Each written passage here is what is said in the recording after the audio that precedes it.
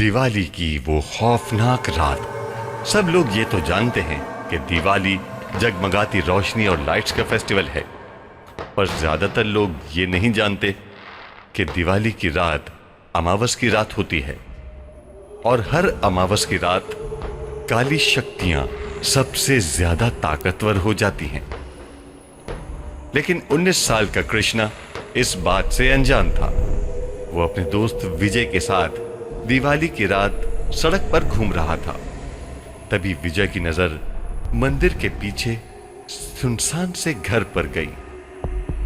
वहां एक बेहद सुंदर लड़की लाल साड़ी पहने दिया जला रही थी। विजय कृष्णा को लेकर उस घर के पास चला गया। जैसे ही वो दोनों घर के पास पहुंचे, उन्होंने देखा कि पूरा घर दियों से सजा हुआ था। उन्हें बालकनी में खड़ी वो सुंदर लड़की नजर आई। उसने फिर से मन लुभाने वाली मुस्कुराहट देकर दोनों को अंदर आने का इशारा किया। घर अंदर से भी सजा हुआ था और बहुत खूबसूरत लग रहा था जैसे बाहर से था। टेबल पर खाने की अलग अलग चीजें रखी हुई थी। कृष्णा टेबल से एक लड्डू उठाकर खाने लगा और उसके हाथ से वो गलती से नीचे गिर गया।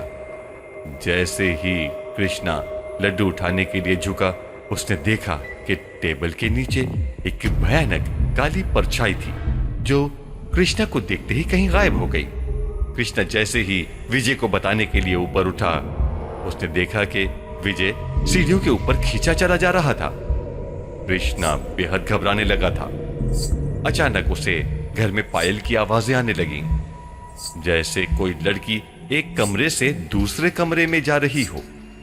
कृष्णा उस आवाज के पीछे पीछे सीढ़ियों से ऊपर चला गया, लेकिन ऊपर जाते ही उसे एक कमरे में पंखे से लटकी हुई एक लाश नजर आई। कृष्णा उस लाश का चेहरा देखकर बुरी तरह कांपने लगा, क्योंकि वो किसी और की नहीं बल्कि विजय की लाश थी।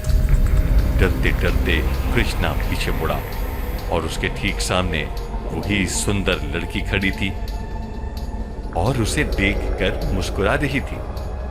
लेकिन इस बार कृष्णा को वो मुस्कान दिल लुभाने वाली नहीं बल्कि बेहद डरावनी लग रही थी। अचानक घर की सारी लाइट्स बंद हो गईं। वो घर धीरे धीरे एक खंडर में बदल गया। वो लड़की अब भी कृष्णा को देखकर मुस्कुरा रही थी। अचानक लाल साड़ी पहनी हुई लड़की के बाल सफेद और लंबे होने लगे और आंखें एकदम लाल पड़ गईं। चेहरा एकदम डरावना हो गया था।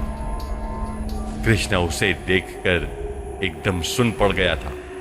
वो लड़की हाथ में चाकू लिए कृष्णा की तरफ बढ़ रही थी। कृष्णा ने किसी तरह अपने होश संभाले और बिना कुछ सोचे समझे सीधा घर से बाहर भागा।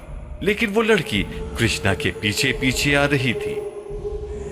उस लड़की ने कृष्णा को मारने के लिए अपना हाथ उसकी तरफ बढ़ाया, लेकिन कृष्णा तब तक बाहर निकल गया था। उसने जल्दी से घर का दरवाजा बाहर से बंद कर दिया। वो लड़की उस दरवाजे को बहुत तेजी से ठोक रही थी, लेकिन अचानक ठोका पीटी की आवाज बंद हो गई और कृष्णा को जोर जोर से उस लड़की की चीखें सुनाई देने लगी, जैसे वो उस घर के अंदर कैद हो गई हो। कृष्णा जल्दी से वहां से निकला और अपने घर जाकर चुपचाप सो गया। अगली सुबह जब कृष्णा उठा तो उसकी मां ने बताया कि उसका दोस्त विजय कल रात से लापता है। तब कृष्णा ने पूरा किस्सा अपनी मां को बताया। मां ने उसे बताया कि कई साल पहले दिवाली की रात एक लड़की ने उस घर में खुदकुशी की थी। तब से उसकी आत्मा उसी घर में भटकती रहती है। किसी को भी कभी पता नहीं चल पाया कि उसने खुदकुशी क्यों की थी और उस घर में कोई भी नहीं जाता। ये बात सुनकर कृष्णा बुरी तरह से डर गया। वो ये यकीन करना चाहता था कि जो भी उसके साथ हुआ वो सब एक बुरा सपना था। लेकिन उस रात के बाद उसका दोस्त विजय कभी वापस नहीं आया और कृष्णा को आज भी दिवाली की वो खौफनाक रात और उस लड़की की भयानक चीखें सोने नहीं देती। आपको क्या लगता है, कौन थी वो लड़की? हमें कमेंट्स में जरूर बताएं और जिसका जवाब हमें सबसे ज्यादा पसंद आएगा उसे मिलेगा हमारी टीम की तरफ से एक स्पेशल दिवाली गिफ्ट। और हमारी टीम सभी को विश करती है हैप्पी दिवाली। हमारे चैनल को सब्सक्राइब कीजिए और देखते रहिए नई से नई हिला देने वाली हॉरर स्टोरीज।